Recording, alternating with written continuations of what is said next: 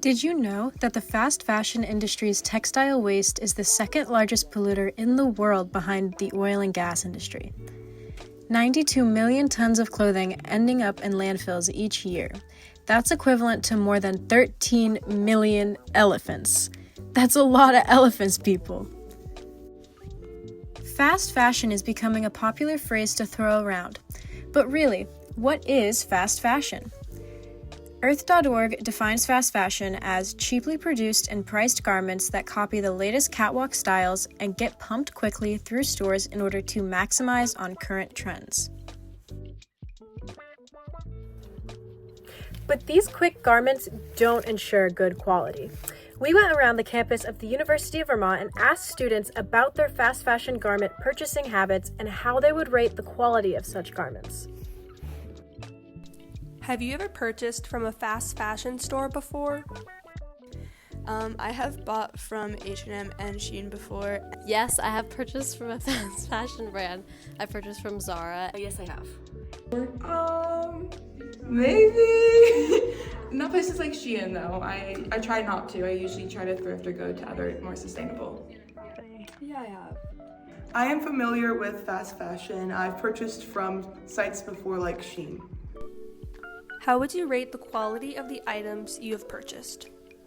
And all of the items I've gotten have been pretty poor quality, either like really thin and see-through or kind of like stiff and itchy.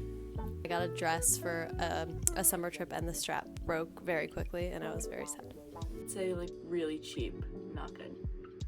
Not great. I think there's like a select few that might have some better looking stuff, but whenever I order fast fashion, I usually try to get like good quality stuff so that way I can use it for longer. I would say pretty bad. I'd say the quality was like pretty bad overall. As you can see, people are not thrilled about the quality.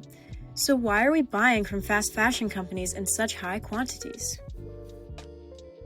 One of the reasons is that fast fashion companies target younger audiences that can't afford nicer clothes via social media and even lie about or exaggerate sustainable practices. Let's dive into the environmental impact of all this waste. Even for clothing that continues to be worn and washed, an environmental toll is paid. These textiles are comprised of cheap plastic-based materials that continually shed their fibers into waterways, harming aquatic life and overall water quality.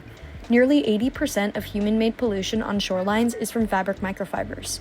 Some synthetic fibers can take hundreds of years to decompose, and it's estimated that nearly 500,000 tons of these microfibers are released into the oceans per year.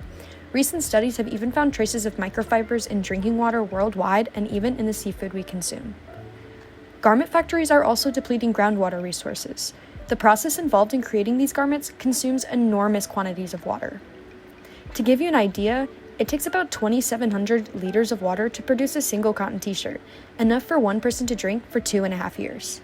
This excessive water usage strains local resources, especially in regions already facing water scarcity. But the real danger is what happens to this water after it's used in production. It's estimated that 20% of the world's wastewater is from fashion production.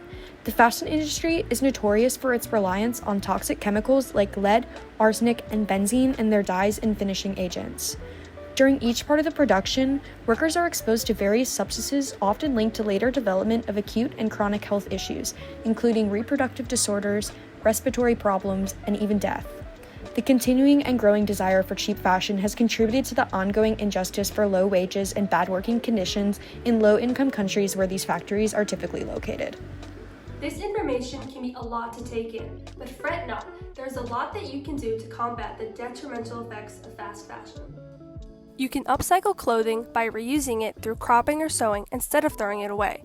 This way you can make all kinds of clothing fit your personal style. You can also directly repair clothing when it rips or tears through simple sewing methods that you can do, or you can make someone else do it for you. My mom sewed this sweater for me when it ripped. Finally, look into your local communities to see what they're doing. Many local establishments offer clothing libraries where you can borrow clothing instead of purchasing it for a one-time use. It is our responsibility to make a positive change and save the future of our Earth. As the fast fashion industry's most targeted and loyal demographic, change can only be made through our actions.